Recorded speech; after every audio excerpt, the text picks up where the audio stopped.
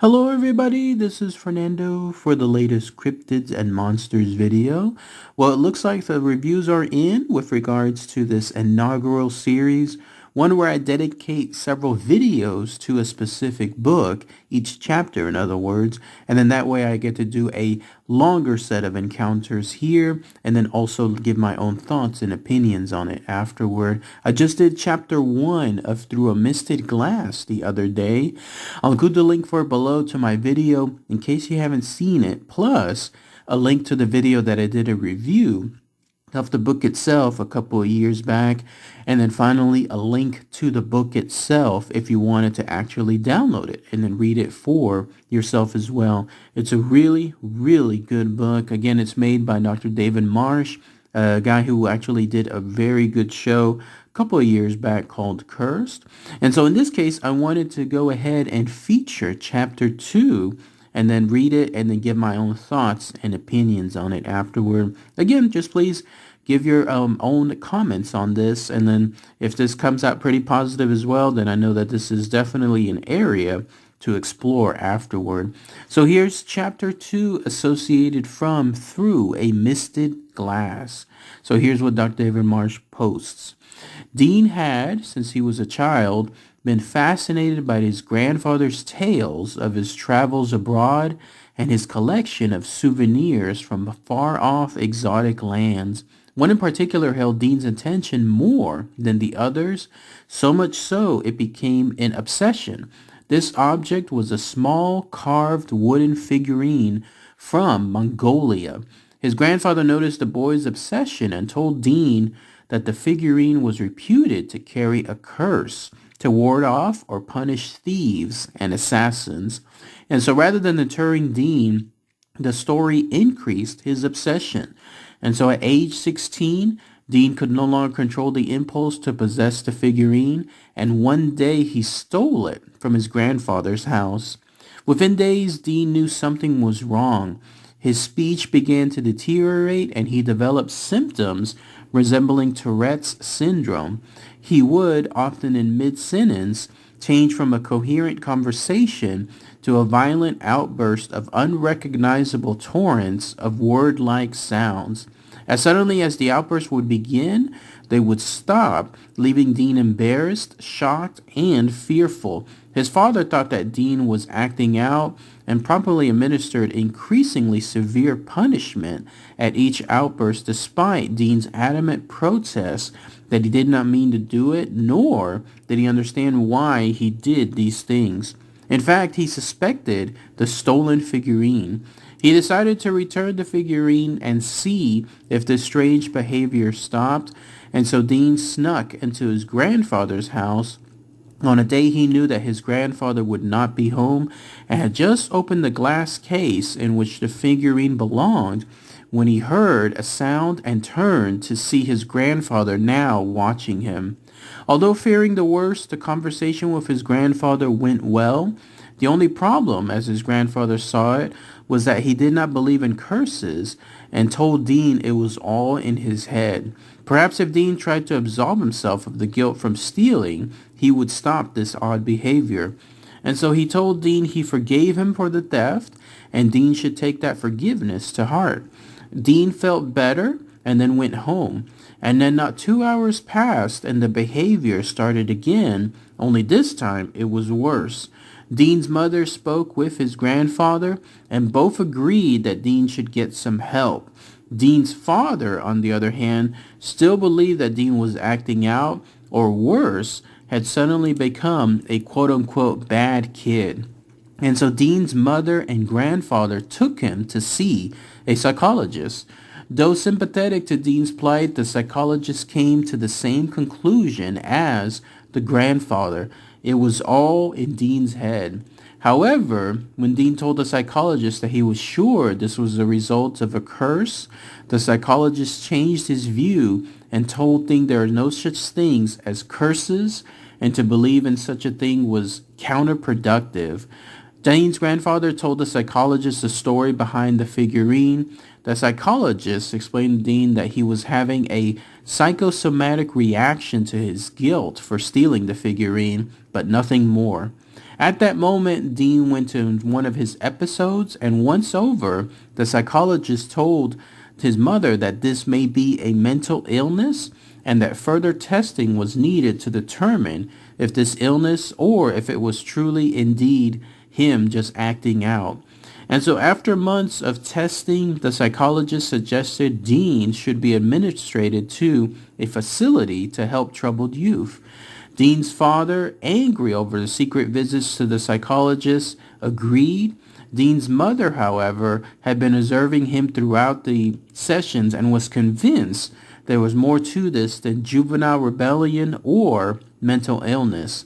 Dean had never displayed rebellion before, and prior to the theft of the figurine, had never ever been in trouble.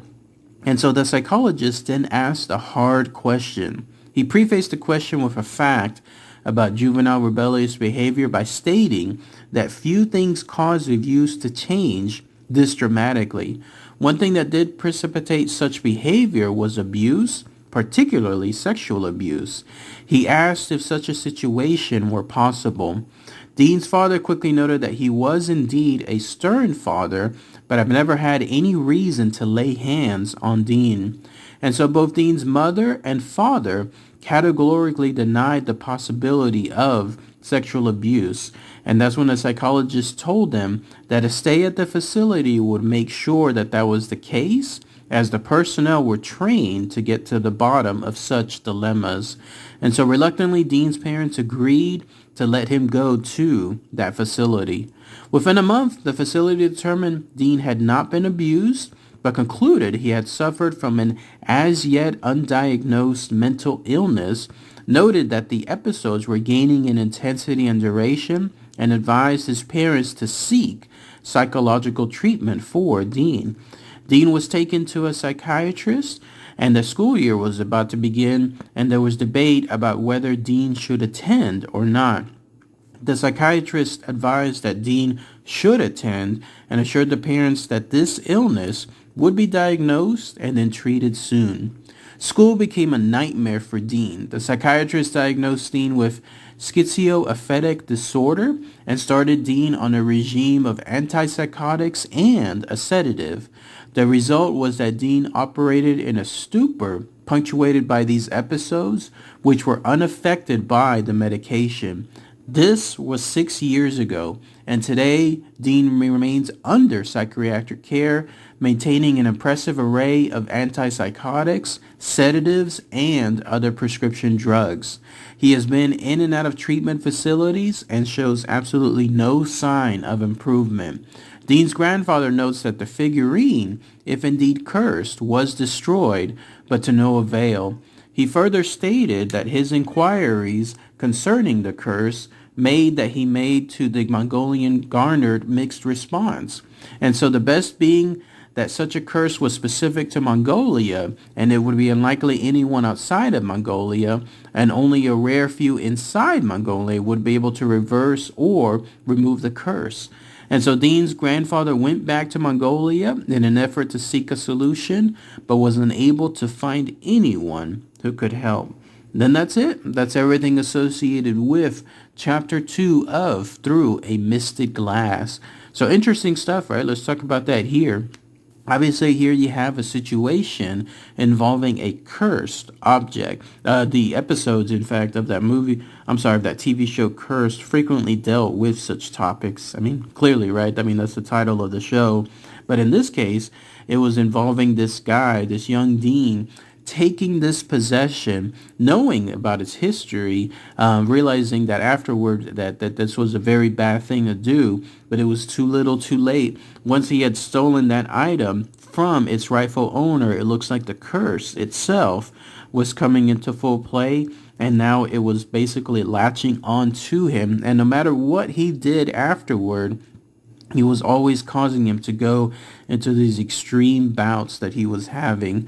Interesting, too, that the grandfather later mentioned that no, he didn't believe in curses. He might have even alluded to the fact that he made it up just to impress, let's say, this young child. But no, in this case, afterward, it truly was impacting Dean in whatever way possible. And there was nothing that any of those personnel, the psychiatrists, and others within the facilities could properly get down to the point. Instead, it was just continuous, I know as we saw by the end of the chapter, just continuous prescription drugs, psychiatric cares, and other type of just items that basically put him into that 100% stupor. I love that word dude that was noted, because basically gives you an idea that he's in just this kind of mental state where he's there, but he's not there. And that's essentially what his fate is to this very day. The fact that at the end, too, that the grandfather was going all the way to Mongolia to try to see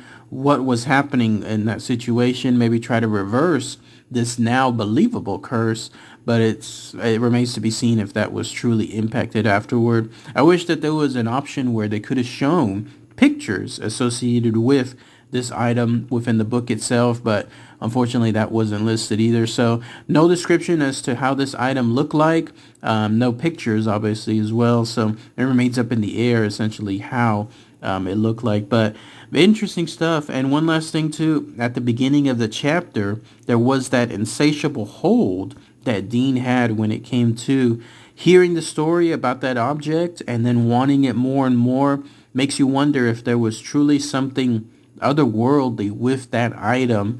The fact that it was almost like drawing Dean in to take him from him, and in that way that curse could come into play.